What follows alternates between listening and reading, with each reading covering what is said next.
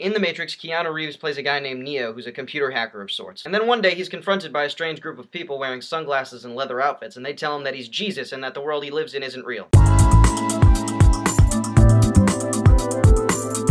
I really like The Matrix, it's a really interesting movie, but there were always concepts in it and some plot elements that I never really understood. Like, when Neo first enters the real world with those aforementioned leather jacket people, they explain that the Matrix is a computer-generated world where Neo has grown up and lived his entire life, and people that are in the Matrix are unaware that it's a computer program. Essentially, the Matrix is just a computer-generated recreation of the world 100 years prior to what's going on in the movie, and people live their normal lives inside it unaware that it's not real life. When Neo and other characters from the movie go back into the Matrix, they can basically do anything. I don't really remember the explanation for this if there is one, but whenever people that are aware the Matrix is a computer-generated world, when they go inside it, they can sort of manipulate the world with their minds and can basically become gods. You know, super speed, flying, manipulating objects, bending and twisting the way physics works. But there's one thing about traveling into the Matrix that's never made sense to me. It's explained by a character named Morpheus, who's basically the Dumbledore Gandalf of the Matrix. He says that if you're killed in the Matrix, you're killed in real life, which doesn't make any sense to me. Obviously, in terms of storytelling, characters need to be able to die inside the Matrix to create any kind of drama or tension. But from the way Morpheus explains it in the movie, I don't think it makes sense. Once you become aware that this world isn't real and that it's a computer program, you can manipulate it in any way that you want. Your first natural assumption is that if you're aware of these things, you wouldn't be able to die in the first place while in the Matrix. Because it's not real. Your physical body isn't in the Matrix. Your physical body is hooked up to a tube,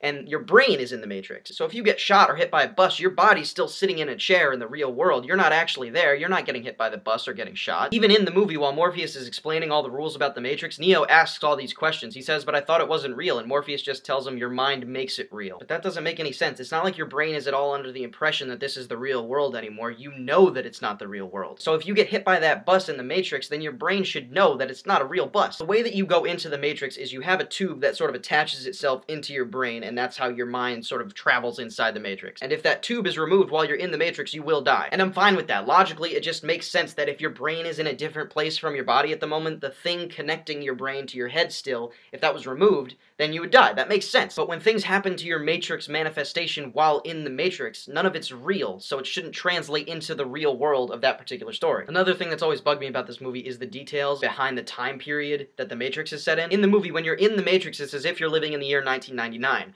But in the real world, in accordance to that story, it's about 100 years from now. In that real world, 100 years from now, there's a big war going on with a bunch of robots. So people that are born, live, and die in the Matrix basically live under the impression that there's nothing wrong. But the movie never really explains how the passage of time works within the Matrix. So if the Matrix exists for 100 years, then another war's just gonna start, right? Like, it'll basically be the entire robot-machine war happening all over again. And that really gets you to hurt your brain, because if the Matrix world exists for 100 more years and gets to the point where the real world is, and they'll have their own robot war, would they create like a sub-Matrix and the entire timeline would just occur over and over and over again? There's so many parts of that Matrix world like these that can really confuse you. If only they had used the second and third movie to explain more about the world so that I could learn and I wouldn't have these questions.